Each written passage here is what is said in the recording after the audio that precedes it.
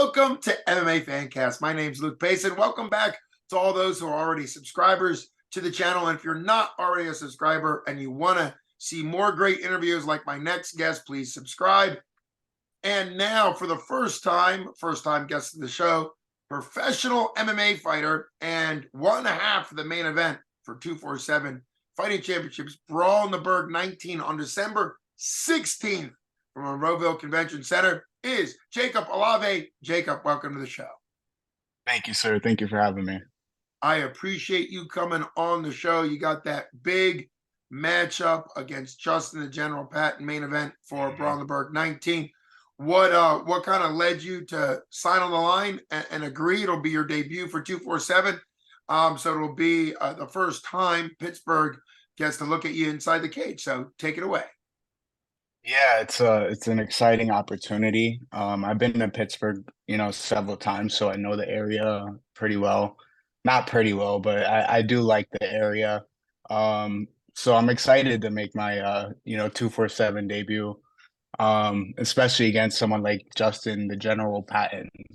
I know he's your guys' guy, and he's a tough fight.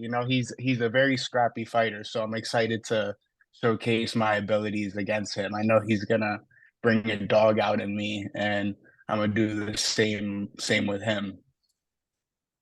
Yeah, I think that probably describes his fighting style, and it's exciting that that's your fighting style as well. Mhm. And at the pro level, both of you understand that you have to pick fights that are going to push you, that are going to be entertaining, potentially taking fights that could not go your way. That's part of that's part of the MMA business. How long were you an amateur? When was your first amateur fight? Like, how long have you been training MMA? Then kind of just briefly talk about how things went in amateur, and then how's it been going for you since you turned pro? I know that's a lot to fit in there, but you're obviously a pro, a lot to cover. Yeah, so I'll try to break it all down. I've been training for about 10 years. I started out wrestling in middle school. I'll start from there. I started wrestling in middle school and continued that throughout my high school career. And throughout that time, I was watching like Anderson Silva fight and like all those legends, right? Anderson Silva is my favorite fighter, by the way. Oh, So, great. I was watching him fight, and like I would wrap my hands in toilet paper, pretending that like I was Sure. fighting, So that was me, at the beginning stages of that was the birth of my MMA career, I would say. That was even before wrestling. So, years later, I get into wrestling, and then my brother starts fighting. And so, at that time, I had forgotten that, I kind of showed interest into MMA. I forgot about Anderson Silva, because years had passed. So, anyways, my brother was fighting, and, then I took my first fight at 17 when I Oh, was wow. 17 years old. Yeah. Right after, my last season of wrestling. I was just looking for that competitive edge still. And, I didn't really have any direction after high school besides the army. And, so I was just a little curious, I wanted to, like I said, I love that competitive edge. So I took my first fight, and from there it was off to the races. Like after you win, the feeling after a win is like no other. So that's kind of what kept me driving to continue to fight, continue to keep fighting.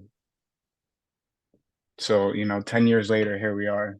Here you are, still fighting, still doing it. Is Yes, your sir. brother still fighting? Sounds like he was kind of one of the reasons that got you into it at 17, or is he now no Hmm. longer actively fighting? Yeah, he actually had a fight in the past I think last month for EFC, which Oh, is a promotion out in South Africa. Um yeah, so he is still actively fighting. wow. He flew all the way over to South Yeah. Africa. I mean, talk about being the away team, man. He actually lives there, he's doing his own thing out there. Oh, So well, then I guess that's a yeah, little easier than flying over for the fight. Makes for more sure. sense. For Where do sure. you, what's your home gym, home state? Like, where are you training out of? It looks like according to Tapology, Manassas, Virginia, but sometimes that's not accurate. So what's your main gym? Where are you training out of it? And yeah, a little bit of your geography since you're coming into Pittsburgh. Yeah. So I grew up in, Virginia, born and raised. I've started out with Freedom MMA. You might not know it, but then a year or two later, I moved to Kaizen MMA, which is my home base Okay. gym.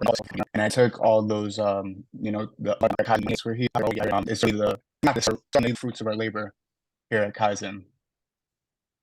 And that's it. Always exciting to see gyms that are regionally known. Like I'm sure Kaizen is Hmm. regionally known, but just like some of the gyms in Pittsburgh, it's interesting to see as fighters progress, as they develop talent, then the gym ends up kind of raising in elevation. Let's Hmm. talk a little bit about kind of a cool statistic. We love stats. All of your pro wins and all of your amateur wins, and you had a bunch of amateur fights, Hmm. have all been by finish or stoppage of some type. And at the pro level, you're 3-1, 3 wins by stoppage, 2 by submission, 1 by Hmm. TKO, and your only loss as a pro is decision. So really impressive. That's what's considered like 100% finish rate, which I know Dana and the UFC really cares about, at least on Right. Tuesday Night Contender Series. They're constantly bringing that stat up. How aware are you of that? Do you fight in a style that just kind of naturally ends up either grabbing a sub or a TKO, or is that something you're actually intentionally trying for? And then, of course, dovetail that. That's a great question. I try to just flow in my fights. I try not to think at all. You know what I mean?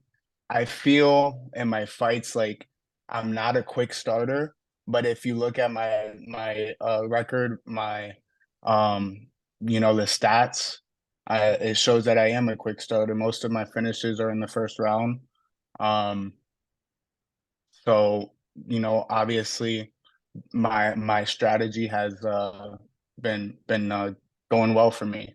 So my plan against Patton is just to keep it the same. Empty my mind like Bruce Lee says, and flow like water. Yeah, A great that's Bruce Lee reference. You've already referenced Anderson, the Spider Silva, and by obligation, that means I have to reference my favorite UFC fighter of all times, GSP, who had a lot of great quotes, a great fighting style, great fighting technique, and of course, there was a yeah, time yeah. where GSP was the welterweight champ, while Anderson Silva was the Love his takedowns, by the way. middleweight. Yeah, the takedowns from a guy who had never been like a classically trained wrestler. It really shows that Hmm. MMA has elements of obviously wrestling, Muay Thai, kickboxing, some of the more traditional martial arts, as well as boxing, as well as wrestling. Like there's so much there that sometimes pure practitioners do okay, but sometimes somebody like GSP, who was not a pure wrestling practitioner, ended up with some of the most efficient explosive takedowns in MMA. It's Yeah. very very Sometimes those people, yeah, you're right. You hit it on the point. Like sometimes those people who didn't even like have a background in that are the best at that sport, like GSP. Because he didn't play the game of just wrestling as a wrestler. He right. didn't play the game as a striker. He played the game of MMA, and that's how I try to, taper my abilities and skills. And yeah, I try to, taper my skills for that.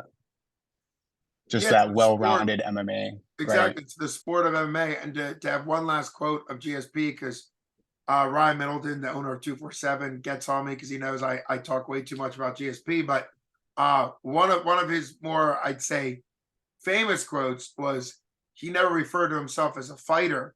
He's like, I'm not a fighter, meaning street fight, sort of illegal fights. Hmm. He would Hmm. say, I'm a mixed martial artist. And that's the point, right? That's the game. The sport is mixed martial arts. Just like if you're a Olympic level fencer, you could probably stab somebody with a sword. I mean, I would guess, but realistically speaking, the sport of fencing is about the sport, right? It's not actually about Right. schooling like it would, back in the day. So I think that's a similar idea. And to your point, that's one of the things that makes mixed martial arts so exciting is you've got to be able to do the sport. It is a sport. It's still a fight. It's still combat, unarmed rule set combat, but you have to be able to do the sport. And sometimes, understandably, people end up doing more of their one aspect, and so therefore, Mhm. even Ronda Rousey, incredible use of judo, but judo does have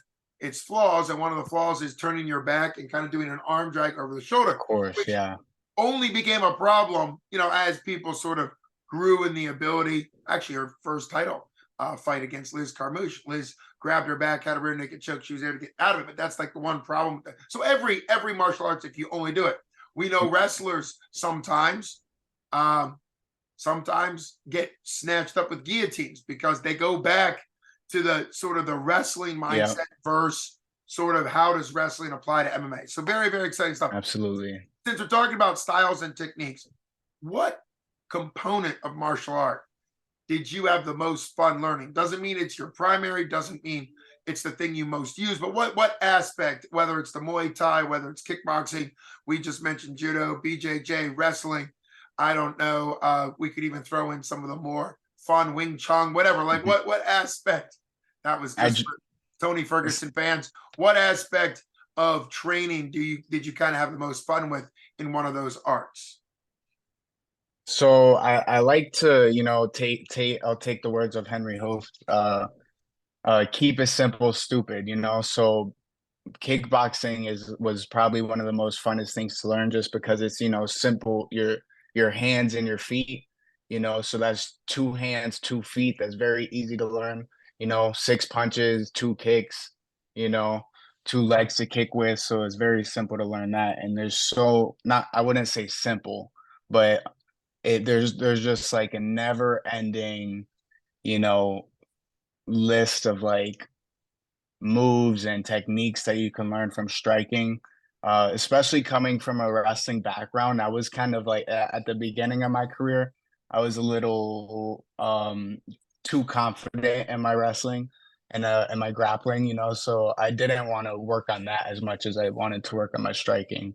My striking, I still have the most fun working on and perfecting and improving.